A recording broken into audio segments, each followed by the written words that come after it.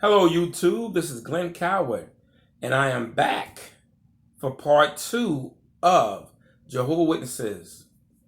Wake up. I want to give a shout out to. Oh, wait a minute. Before I say that, be sure to like, subscribe, all that good stuff. All right. Before I want to give a shout out to, I'm going to try to say his name correctly. It's Berean Pickets. He used to be a former witness, and he has a very good page. I recommend you check him out. 5-star. Thumbs up. JT Critical Thinker. Lady CC and JT. Thumbs up. My man Ty, I can't think of his name, from London. Y'all probably know who I'm talking about. Lloyd Evans, thumbs up. Everybody has their own way of bringing out stuff to show why they feel that way about not Jehovah Witnesses, not the people, but the people that are making the decisions. That's the issue that I have, because I'm going to say it again. Most Jehovah Witnesses are very good people. My parents, they're Jehovah Witnesses. Good people. I have a lot of my family that's a Jehovah Witness, and I would say they're good people. Now, maybe a lot of them won't speak to me anymore.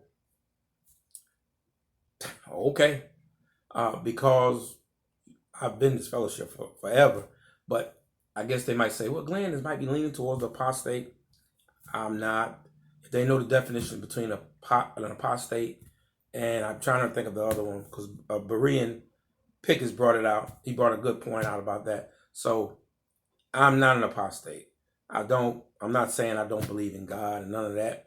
I just don't believe Jehovah's Spirit is operating in the organization right now. I really don't. One of the things that Berean Pickens talked about was in the next week or two, they're going to have a letter that's going to be read in the organization, I guess via Zoom meetings. So a lot of you Jehovah's Witnesses that are looking at my video right now, there's going to be a letter that the elders are going to read, and they're going to talk about donating. It almost sounds like the regular churches. They're kind of like digging further and further into the pockets. I remember when I was younger, and one of the things that we talked about when we talked to people, well, we really emphasized that we do not ask for a lot of money from people or pass around a collection plate or constantly beg for money. We don't do that. But if you listen to if you look at the letter that they're getting ready to put out, it sounds like they are almost going to tithing. They got figures as to how much each publisher should put in, or ask for. What you call it? When you guarantee this is what you're going to put in every month. That's what they're asking now. I think it was like $825 per publisher, and then there's a final number. It's like 130 million. When you average it out, it's like 100 people per 100 publishers per congregation, and you do it per congregation, it's like $130 million a year. So I'm telling you, it's just so different from when I went when I was young. The vibe is just totally different. And I know the people that are in right now, they'll probably be able to attest to that. But that's pretty much it on that. What I wanted to talk about was like the things that the witnesses talk about. One of the things that they don't talk about is the elephant in the room. And this is with the child molestation cases that have been going on for a little while. And on my last video, there was a gentleman that kept telling me this has been going on in the 40s and the 50s, and this is what the society is trying to take care of. Completely wrong. Now, I'm sure that cases happened in the 40s and 50s, but the stuff that is going on right now is current. I'm not going to say it's yesterday, but it's current within the last 5 to 10 years or so. And so these cases that society is kind of like, they're not acknowledging it. If you listen to the talk of the past assembly, they talk about money, donating, and then they talk about faith, having a lot of faith. They even had the gall to say, if someone came to you and presented some information in reference to the witnesses that you're not to even look at it. You're admonished to go to the meetings, introduce yourself to the circuit overseer, introduce yourself to the elders, and see how the organization is ran. Yeah, all of that is good. But I want you to answer my question. Why aren't y'all handling it? Why aren't y'all talking about it? Just acknowledge it, but they won't do that. And then they had nerve enough to say, if it's better to settle out of court because you don't want to mess up Jehovah's reputation or his organization, it's better to settle out of court. BS. Listen to me. B with a big B, S. How can you say the courts are going to be biased towards you when in the 1915, 1920, 25, all those years back then, when the Catholic Church was trying to stop the witnesses from preaching, some of the brothers were arrested, put in jail. You needed the court system to help you then. Because at the time you said Jehovah worked it out where he used the court systems to help you out, to get out of these binds and get you back out preaching the good news. Now, if Jehovah could do that then, why couldn't he do it now? You could use the court system to exonerate you. But you know why? Because they keep, I call them creepy records. People that are witnesses, they know what I'm talking about.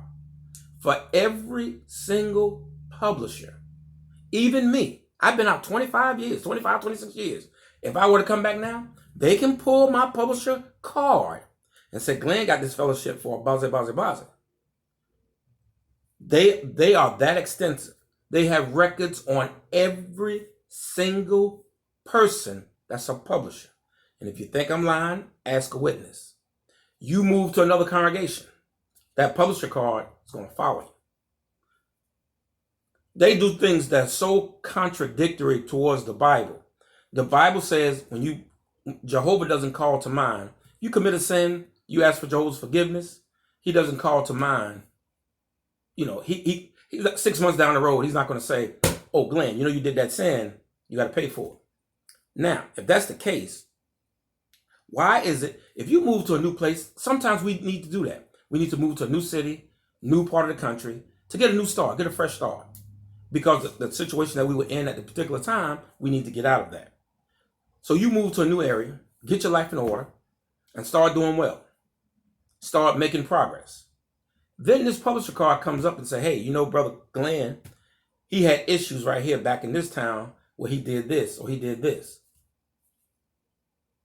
Contrary to what the Bible says and what Jehovah says, what Jesus Christ says, you're calling back my sins or my problems that I had when now I'm trying to fix myself, but you bringing it back up and it's following me.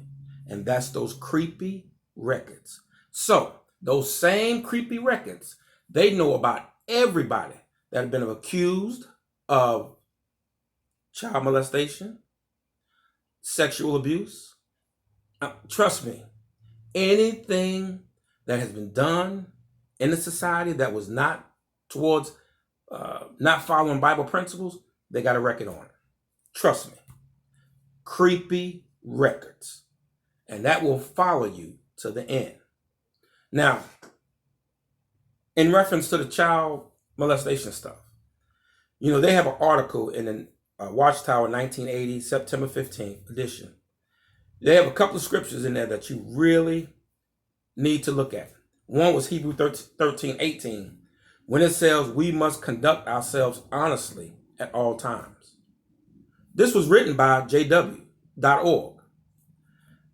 In Philippians 2:3, they says consider others superior to you. Now, when the government has asked the society, let me see the records that you have, they have suppressed it. That's contrary to what the Bible says.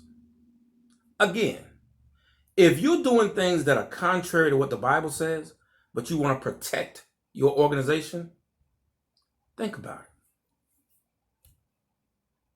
Do you truly have God's Spirit?